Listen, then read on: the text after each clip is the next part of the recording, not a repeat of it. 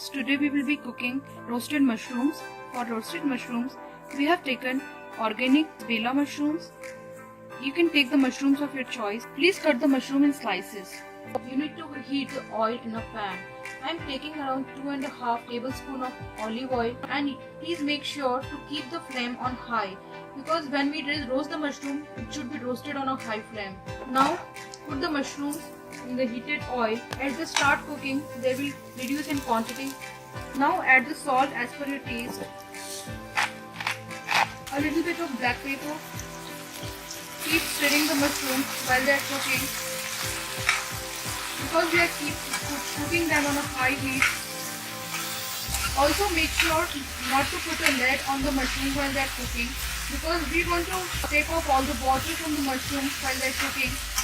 So if we will keep it open, then all the water will be evaporated from the mushrooms and they will be nice and golden brown and crispy. Make sure that all the water is evaporated in 5 minutes since we have started roasting the mushrooms. You can see that the mushrooms are ready and they look golden brown.